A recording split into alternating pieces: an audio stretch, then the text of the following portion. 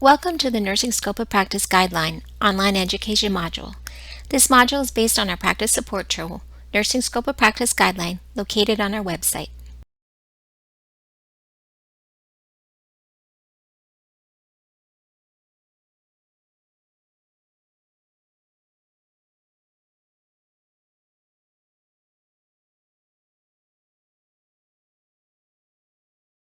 This module will cover the mandate of NSCN, why the nursing scope of practice isn't identified through a skills list, the scope of the profession, individual scope of practice and scope of employment, the scope of practice of each nursing designation, LPN, RN, and NP, determining if an intervention or competency falls within scope, the three-factor framework, and we will conclude with key points. The Nova Scotia College of Nursing mandate is to serve and protect the public interest, preserve the integrity of the nursing profession, maintain public confidence in the ability of the nursing profession to regulate itself, and to set and monitor standards for the profession. There are approximately 15,000 nurses registered with NSCN that provide nursing services to Nova Scotians. This includes LPNs, RNs, and NPs. Previously, attempts were made to interpret the broad definition of scope of nursing practice by identifying tasks and interventions that nurses could perform. These lists became difficult to manage because they outdated quickly, were often incomplete, and excluded interventions that were outside the domain of clinical practice. Nursing practice is complex. The boundaries cannot be determined by identifying tasks and procedures nurses can perform. In contrast, nursing practice must be considered in terms of competencies. The Nursing Act defines competencies as the knowledge, skills, and judgment required to practice safely and ethically. Competencies are more than simply a task, skill set, or intervention. Rather, they are an integration of three concepts: knowledge, skills, and judgment into nursing practice. The Nursing Act is the foundation upon which entry-level competencies and standards of practice for nurses are developed and provides the framework for nursing practice. The Act must be considered when making decisions about introducing interventions not previously considered to be within the nursing scope of practice. Entry-level competencies inform the curriculum for nursing education programs, assist employers as they develop care delivery models, and help the government with healthcare workforce planning. The legislated scope of practice for nurses are outlined in the Nursing Act. The legislation defines the professional scope of practice, which encompasses the roles, functions, and accountabilities that nurses are educated and authorized to perform. The professional scope of practice can only be changed by a change in legislation. Regardless of education, experience, and competencies, LPNs, RNs, and NPs are different designations of nurses with different scopes of practice, professional authorizations around practice, and differing capacities to make autonomous nursing decisions. Next, we'll explore the individual scope of practice and scope of employment. The individual scope of practice is defined in the Nursing Act as the services for which a registrant is educated, authorized, and competent to perform. The individual scope represents a nurse's practice based on their entry to practice education, practice experience, context of practice, and education, whether it's formal and informal, over the course of their career. Beyond entry-level competencies are advanced knowledge, skills, and judgment gained through additional education, training, and clinical experience outside the core knowledge, skills, and judgment obtained through basic nursing education. The individual scope of practice is narrower than the scope of the profession. However, individuals have more specialized, in-depth knowledge and competence in a specific practice area. The individual scope of practice does not define a level of practice. Rather, it identifies the range or extent of practice within specified limits which encompasses the nurse's competency. It can be visualized as a balloon which expands and contracts through a nurse's career. It evolves over time as nurses are required to gain additional competencies as their context of practice changes. The scope of employment is the description of the nurse's role within the employment setting. This is defined by the employer through job descriptions, policies, guidelines, and context-specific education. Nurses may have competencies to perform an intervention which they are not authorized to implement in their current employment setting. Scope of employment changes from employment setting to employment setting, and nurses are accountable to know what is expected of them in their current role. The individual scope of practice and scope of employment may not exceed the professional scope of practice. The scope of employment greatly impacts the individual scope of practice, and nurses are expected to optimize their individual scope of practice within employer policies and advocate for policy change to support optimized practice. In Nova Scotia, the title LPN is protected, and therefore only LPNs who demonstrate the competencies for LPN practice and meet the regulatory requirements of NSCN can be licensed as an LPN and use this title. Entry-level education is at the post-secondary diploma level. The education is based on core nursing knowledge derived from the nursing arts and physical, biological, and behavioral sciences. Students are prepared at this level to respond to the expected responses to wellness and illness. Newly graduated nurses may apply for and work under a conditional license which may have restrictions or conditions on their scope of practice until they have received their exam results. In the Nursing Act, LPNs practice by applying their knowledge in assessing clients, collaborating in the development of the nursing plan of care, implementing the nursing plan of care, and evaluating the client. Nursing services are provided for the purposes of promoting health, preventing illness, providing palliative and rehabilitative care, and assisting clients to achieve an optimal state of health. Nursing services are provided independently for clients with predictable outcomes, in consultation with appropriate care providers for clients whose outcomes are variable, or under the guidance or direction of an RN, medical practitioner, or other healthcare professional authorized to provide such guidance or direction for clients with unpredictable outcomes. Although LPNs can collaborate with any care provider with the competence to provide such collaboration, in this module it is assumed the RN is the LPN's first collaborative partner. LPNs provide care to individuals of all ages, groups, and communities in a variety of care settings. This slide provides further context to the three ways LPN practice occurs. Clinically, this may occur within an hour of a shift or over the duration of a shift. LPNs make independent nursing decisions for clients with less complex care needs within an established plan of care. As the client's nursing needs become more complex or variable, LPNs are expected to work in collaboration with the RN to identify, meet, and manage these needs by adjusting the nursing plan of care as necessary. When client needs are very complex and variable, the LPN works with guidance and direction of the RN. The more complex or variable the client's needs, the greater the need for guidance.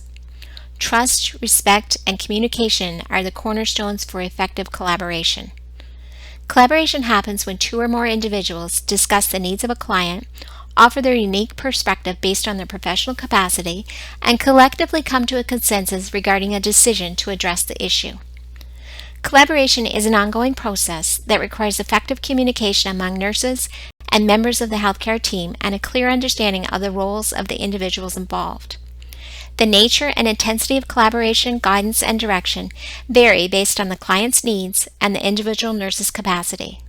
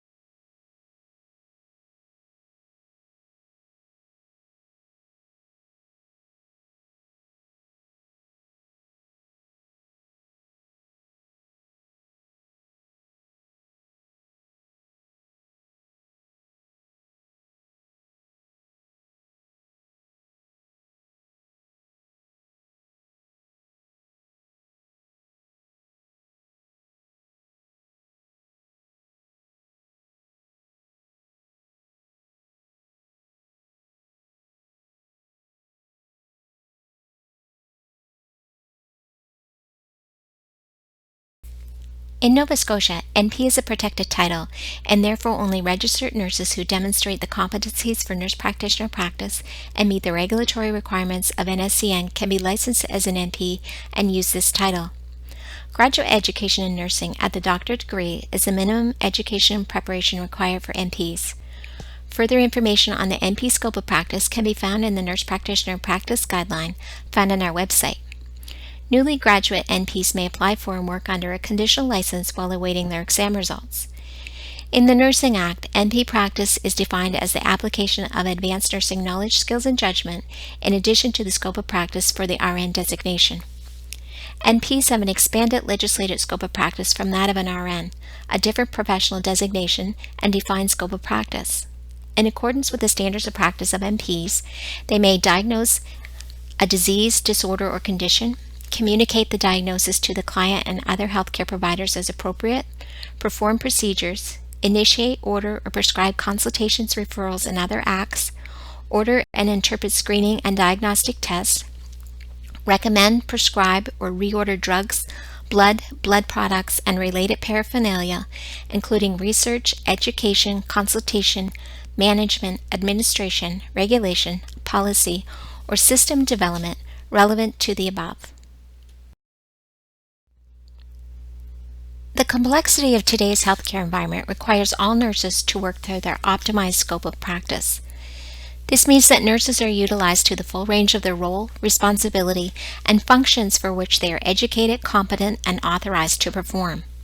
The nurse's scope of practice should be matched with the needs of the client population being served, ensuring the right nurse is providing care at the right time to the right population. When nurses and employers work together to optimize scope, they should ask these questions to determine whether an intervention or competency falls within the scope of practice of a nurse. First, is the proposed intervention consistent with the legislated scope of practice of the profession of that designation? Review the Nursing Act for the scope of practice of the nursing designations that are being considered to have additional duties added to their role. Secondly, is the proposed intervention prohibited or protected by other legislation? Consider reviewing the legislation of other professional health designations and the Medical Act, and also consider if there is a need to contact other regulatory bodies such as the College of Physicians and Surgeons or the College of Pharmacists. Thirdly, will the nurse be able to attain and maintain their competence in the performance of the intervention? Consider how the nurse will gain the education to perform the intervention and keep their skills maintained. Will this be a rare intervention that will occur infrequently? And how can you ensure the nurses will be able to maintain their competence? Is there a plan in place? And finally, will performance of the intervention improve health outcomes of the population? Consideration of the client outcome is the foremost factor. If after answering these questions, it appears the intervention could fall within the scope of practice of the nurse, there should be a more in-depth review of the intervention and its impact on the nurse, clients, and the employer. If it is determined that a proposed intervention will be added to the scope of practice, the employer is responsible to provide the nurse with the required education and practice experience to gain and maintain competence, to implement the necessary supports including policy, and expect the nurse to be accountable to engage in the education and practice to build their capacity to perform the intervention safely and competently. Employers and nurses share their accountability to make sure the appropriate supports are in place for the provision of safe care.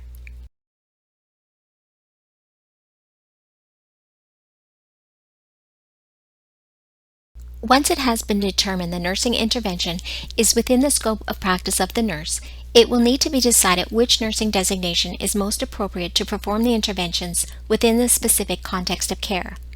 The three-factor framework can help nurses and employers to determine the most appropriate nurse to carry out the intervention.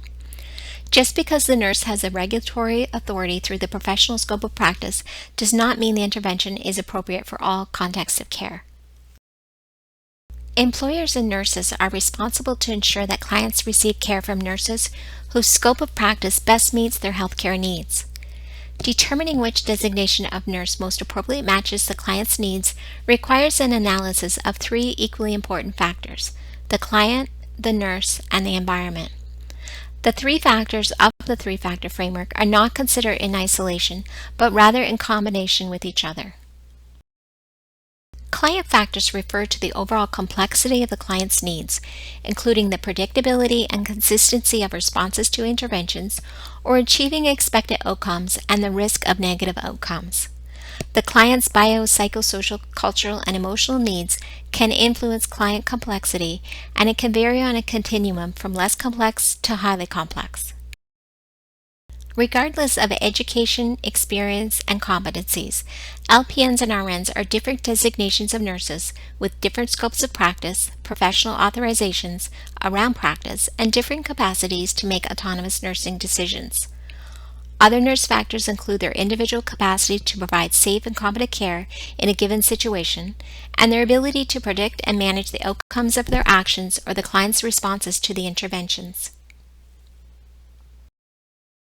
Environmental factors include available policies, resources, mentors, and mechanisms for effective communication and consultation.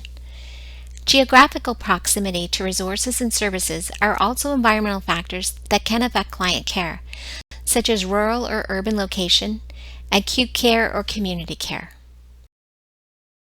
The more the three factors align, the more likely it is the LPN can perform the intervention independently within their collaborative relationship with the RM. If the factors are not in alignment, the intervention would more likely be appropriate for RN practice. If the intervention is determined to be more appropriate for the RN, further evaluation should include an assessment of the RN's individual scope of practice and determining if the intervention falls within this scope. However, if it is determined within the specific practice context, the intervention is appropriate for the LPN, and the collaboration with the RN increases in frequency or complexity and becomes a barrier for care, the intervention should be considered to be carried out by the RN. This doesn't necessarily mean the entire care of the client is moved to the RN, but portions may need to be transferred. The nurses in the collaborative team will need to determine which is safest for the clients. Will portions of the care be transferred or all of the care? In contexts where the RN is not part of the care team, LPNs are accountable to collaborate with a medical practitioner or other health professional authorized to provide such consultation to determine who is the most appropriate care provider to perform the intervention. To conclude this module, we will leave you with some key points. Nursing scope of practice includes the scope of the profession, individual scope, and scope of employment. Scope of practice is not a skills list. All nurses practice in a manner that is consistent with legislation, their standards of practice, codes of ethics, and scopes of practice. Nurses practice autonomy in different ways. For example, LPNs practice their autonomy within a collaborative relationship with other care providers, most frequently with the RM. All nurses study from the same body of nursing knowledge. However, the depth and breadth of the knowledge is different for each of the nursing designations. Determining if an intervention falls within the nursing scope of practice requires an in-depth analysis. The three-factor framework can help in determining who the most appropriate nurse is to provide the care or intervention. Thank you for participating in this online education module. The Nursing Scope of Practice Guideline document that has been used in this module can be found on our website. We encourage you to reach out to the practice team should you have any questions.